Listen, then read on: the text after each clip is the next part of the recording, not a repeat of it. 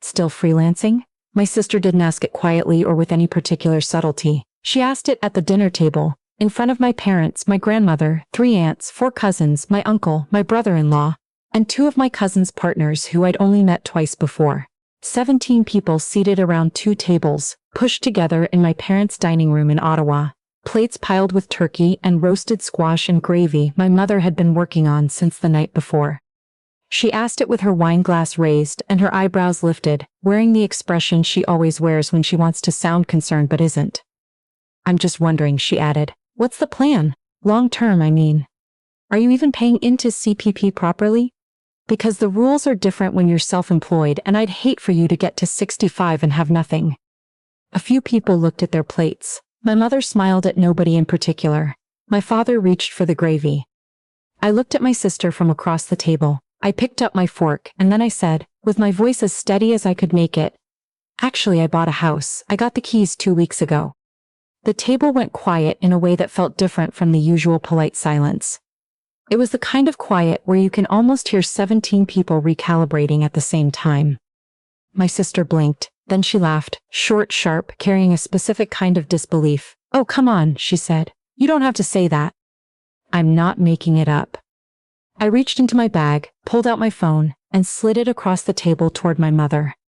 But before I get to what happened next, to my sister's face when the phone started going around, to what my aunt said, to the conversation that shifted something in our family permanently, I want to explain who I was before that October evening, because none of it makes sense without understanding where I started. My name is Laura Whitfield. I'm 31 years old. I run my own brand design studio, working with small and mid-sized businesses across Ontario to build their visual identity, their websites, their marketing materials. I left a salaried position at a marketing agency 4 years ago to start the business, and in those 4 years, my sister had found a way to make that choice the subject of every single family gathering. Growing up, she was the one who understood the rules instinctively. Good grades, good university, stable job with benefits and a pension. A home before 35. These weren't suggestions in our house. They were the map of a successful life, and my sister had followed it so precisely that my parents sometimes talked about her choices the way other people talk about something they'd done themselves. She worked as a senior advisor in the federal public service, had bought her first condo in her late 20s, and was, by every visible measure, exactly what the family had hoped for. I loved my sister. I want to say that clearly. I also spent a long time being measured against her, in ways nobody seemed to notice or consider unfair. If I did something well, it was noted briefly, then placed beside her corresponding achievement, which was always larger, more legible, more reassuring to the adults in the room. If she made a mistake, it became a learning moment. If I made one, it became a pattern. After university, I took a job at a marketing agency in Toronto. I was good at it. I learned quickly, put in long hours, and within 2 years I was leading brand strategy for mid-sized accounts. But somewhere in my 3rd year, I started to notice that the work I was most excited about, the visual side, the identity design, the way a brand's colors and typography and voice could communicate something true about a company, was being handed to external contractors while I was stuck managing timelines and client calls. I started freelancing on evenings and weekends. Then I started thinking seriously about what it would look like to do it full-time. When I gave my 4 weeks' notice, my sister sat down with me over coffee and walked through what she called the practical realities. No benefits, no dental, no drug coverage, no employer RRSP matching, no paid sick days, no job security. Every point delivered gently, reasonably, with a small pause afterward as though she was giving me time to absorb how much I hadn't thought this through. "I just don't want you to struggle," she said. Maybe that was true. The sequence of concerns, the tone, the look on her face, felt less like love and more like a diagnosis. After that conversation, I stopped telling her about the business in detail, not because I was hiding it, because every update became material for a follow-up worry. A new client became, but what happens when the contract ends? A good month became, but can you count on that being consistent? I learned to give short answers. She learned to bring it back up. The pattern had started long before I left the agency. I remember a family barbecue at my uncle's house in Nepean when I was 24. I'd just gotten a promotion. I mentioned it during dinner. My sister nodded and said that's great, and then turned to tell everyone she'd been approved for a mortgage on her first condo. The room moved to her immediately and stayed there for the rest of the night. Nobody meant any harm. That was the worst part. Nobody ever seemed to mean any harm. The comments about my career were never cruel in isolation. They were always framed as concern.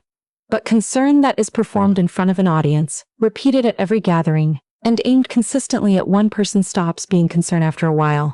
It becomes a way of keeping a story going. A story where she was the sensible one and I was the cautionary tale. What my sister didn't know was how far the reality had drifted from the story she kept telling. In my second year of running the studio, I signed 3 long-term retainer clients, all small Ontario businesses that needed consistent design support and were willing to pay well for it. In my third year, I built an online branding course for small business owners who wanted to develop their visual identity without paying agency rates. It sold steadily to people across Canada, and the income from it compounded in a way I hadn't expected. By the end of that year, I was earning more than I ever had at the agency. More, as it turned out, than my sister earned in her government position. I didn't tell anyone this. Not because I was ashamed, because I had watched what happened every time I shared good news. It became the starting point for a question about whether it would last. I didn't want my success to be a subject for debate. I wanted it to simply be real. I had started looking at houses in Hamilton toward the end of that year. Hamilton was an hour from Toronto, had reasonable transit connections, and had a growing community of independent creatives and small business owners. It was also one of the few cities within driving distance of the GTA where a first-time buyer could realistically purchase a home without a generational wealth transfer or a household income that made the stress test laughable. I spoke with a mortgage broker in January. I had my documentation together by March. I put in an offer in June. It was accepted in July. The whole process moved through the summer quietly, the way important things in my life tend to move, without announcement, without anyone's input except the professionals I was paying for their expertise. The deal closed in early October. I got the keys on a Thursday afternoon. I cried in the driveway for about 10 minutes, which I think is a reasonable response to the feeling of holding something that is entirely yours. My friend Taryn was the only person who knew. She'd been with me for every anxious call with the mortgage broker, every walkthrough, every Saturday night on Realtor.ca, wondering if I was making a mistake. She was coming over after Thanksgiving dinner to help me bring some boxes in. We had planned it that way from the beginning. I hadn't told my family because I wanted one more gathering where I wasn't the subject of advice I hadn't asked for. That turned out not to be possible. Thanksgiving dinner started the way it always does. My mother's stuffing in the air, enough food on the counter for twice as many people, my grandmother installed in her usual chair by the window. I hugged everyone, caught up with a cousin I hadn't seen in months, and tried to stay out of my sister's orbit. She found me anyway, she always does. She started subtly, the way she always does. A comment about gig economy workers and retirement insecurity she'd read in the Globe and Mail. A question to my uncle about whether his contractor gave him access to benefits. Her eyes drifting to me each time, just long enough to make sure I was absorbing the lesson. By the time dinner was on the table, she was more direct. The wine helped with that. "I've been thinking about you," she announced, from across the table, to no one and everyone at once. "I asked my husband about the self-employment CPP contribution rules, and apparently it really does add up if you haven't been maximizing. Do you even have a financial advisor? I could connect you with ours. They're really excellent." My mother made a small sound. My father looked at his turkey. I breathed. I had answered versions of this question for 4 years. Tonight I was tired of answering it the same way. "I'm doing fine," I said. "Fine isn't a plan," she replied, with a smile that looked like kindness. "Fine is what people say right before something goes wrong. I just want to make sure you're not one missed contract away from a situation you can't fix. It keeps me up at night, honestly." There was a moment where the table seemed to pause. The way a room goes quiet when something is said that everyone recognizes has been said before, and everyone knows the shape it takes. "I appreciate the concern," I said, "but I actually bought a house. I got the keys 2 weeks ago, in Hamilton." The table went quiet. My sister blinked, came the laugh. Short, a little defensive. "Lara," she said, "you don't have to do that." "I'm not doing anything." "How would you have even gotten a mortgage?" She looked around the table as though inviting others into the logic. "Freelance income doesn't get weighted the same way. The stress test alone. You would have needed 2 full years of income documentation, and even then the lender would have." "I know what the lender required," I said. I passed. I reached into my bag and pulled out my phone. I opened the folder I'd saved specifically for this, not because I'd planned on tonight, but because I had learned enough about my family to be prepared at any time. On the screen was the confirmation of the property transfer from my lawyer. Behind it, photos from the Thursday I got the keys, the front door painted a deep navy blue, the kitchen with its south-facing window, the small backyard with a single maple tree already turned orange. I handed the phone to my mother, who was sitting closest to me. She covered her mouth with her hand. "That's a real house," she said very quietly. 3 bedrooms, a finished basement, a yard, I said, "closed 2 weeks ago." The phone moved around the table. My father put on his reading glasses and leaned forward. My grandmother held it carefully in both hands and looked at each photo for a long time without saying anything. A cousin passed it to the next person with wide eyes. My sister sat very still. She watched it travel from person to person. She watched the expressions change. After a long moment she said, "Your income must be much better than I realized." "Yes," I said, "it is." The front door opened. Taryn came in wearing her coat, carrying 2 canvas bags, a throw pillow tucked under one arm, and a small potted plant in the other. She looked around at the unusual silence and then at me. "The door was unlocked," she said. "Your mom texted that it was fine to just come in." She scanned the 17 faces all looking back at her. "Did I come at a bad time?" "Not at all," I said. "Everyone, this is my friend Taryn. She's going to help me bring a few things into the new house after dinner." The room shifted. Taryn found a seat near the door and stayed quiet, understanding immediately that she'd arrived in the middle of something. My cousin, the one I hadn't seen in months, set down his fork. "I didn't know you bought a house," he said. That's actually incredible." "I've been keeping it quiet," I said. "Why?" my mother asked. Her voice had something careful in it. I looked around the table. "Because every time I shared something good, it became a question about whether it would last," I said. "I wanted one thing that was just allowed to be good. I bought a house, and I wanted to feel happy about it before it became something to worry about." Nobody rushed to fill that silence. My aunt, from the far end of the second table, set down her glass. "That sounds exhausting," she said. "Having to protect your own wins from your own family." "It's been a pattern," I said. I kept my voice steady because I had thought about how to say this for 4 years and I wanted to say it without anger. Every good thing, a promotion, a new client, a contract I was proud of. Somehow the conversation always came back to a reason it wasn't quite stable enough. Wasn't quite what it should have been. And that conversation always started in the same place. I didn't look at my sister when I said it. I didn't need to. Everyone at that table already knew where it started. My cousin cleared his throat. "I remember the Easter after you launched your studio," he said slowly. "You mentioned getting your first long-term client, and somehow by the end of the night, we were in a whole conversation about the risks of running a business in a recession. You didn't bring that up, someone else did." Another cousin nodded. "And the Christmas before that, you mentioned your promotion at the agency, and then 10 minutes later we were all talking about downtown condo prices." She paused. I didn't connect it at the time. More silence. The kind where people are reviewing their own memories and not entirely liking what they find. My sister crossed her arms. "I never said anything to be cruel. Everything I said came from genuine concern." "I believe you believed that," I said. "But concern that only ever travels in one direction, that always questions my choices, never anyone else's, stops feeling like concern after a while. It starts to feel like a conclusion you'd already drawn about me." "That's not fair," she said. "It's true though." My aunt's voice was gentle but clear. "I've watched it happen at a lot of these dinners. I've watched you ask questions that weren't really questions. And I've sat here and said nothing, which I'm not proud of." My sister looked at her, genuinely surprised I think, because my aunt was someone she trusted, someone who had always been in her corner. Her husband had not spoken since the phone went around the table. He was a quiet man generally, but careful and observant. And I had watched his expression move through something complicated as the room kept talking. He had heard my sister make comments about my choices before.